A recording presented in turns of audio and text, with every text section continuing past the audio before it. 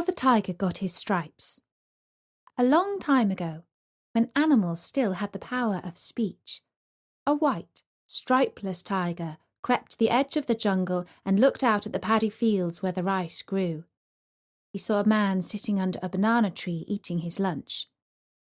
Not far away stood a buffalo, who was also taking a rest from his work ploughing the fields. The great beast swished his tail to swipe away the flies. The tiger crept forward on his belly, using his powerful arms to pull himself through the grass, and when he was just behind the buffalo, he whispered, "Do not be afraid. I do not come to satisfy my hunger, but to seek your advice. Do tell me the answer to my question. I am so curious to know. I have been observing the puny little man who is your master. He has no strength, no sharp sense of smell. His hands are not strong, his teeth are not sharp, and yet he rules you and makes you work for him. You, on the other hand, are a magnificent beast of great wonderful strength. You are 20 times his weight and size, and I know to my cost that you can put up a fair fight with the best of the beasts of the jungle. I have heard the source of man's power is something called wisdom. So tell me, O buffalo, what is wisdom, and where does the man get it from?" The buffalo munched slowly on his grass for a while before answering, "Beats me. I've no idea. Why don't you ask him?"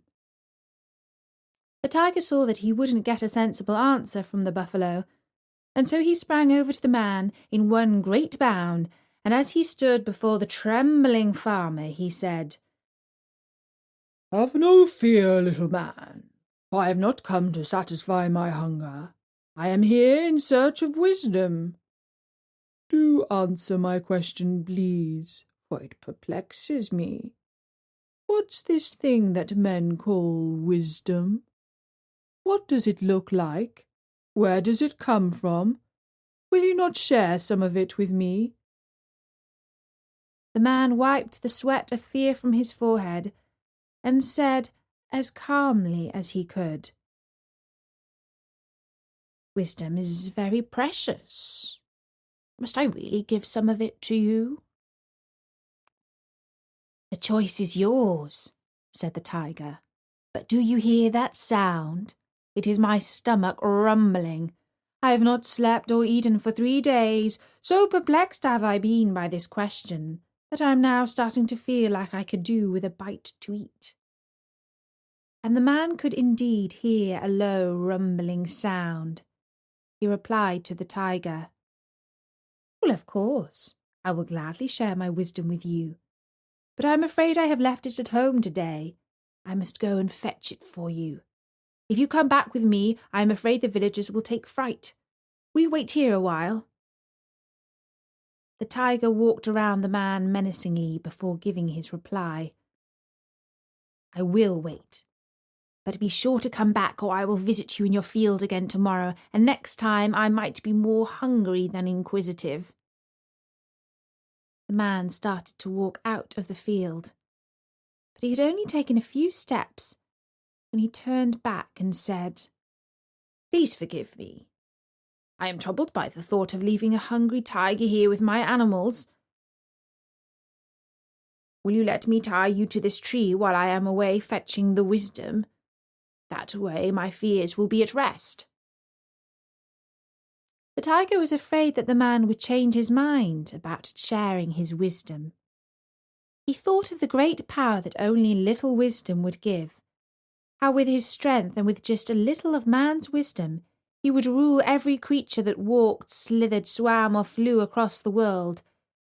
He wanted this prize so much that he agreed to let the man coil a rope round his body and his legs and tie him to the trunk of the banana tree.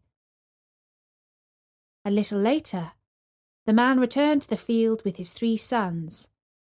Each carried armfuls of dry straw. "Here, I have kept my side of the bargain. I have brought you wisdom," said the man. and he and his sons laid the straw on the ground beneath the tiger. Then the man set a light to it. Bright orange flames leapt up and burnt the tiger. He roared with pain until at last the fire seared through the ropes, and he sprang to freedom and bounded for the river, where he soothed his burnt fur in the cooling waters. In time, the wounds of the tiger healed, but for evermore his body bore orange stripes where the flames had burned him, and black ones where the ropes had bound him. And that's the story of how the tiger got his stripes.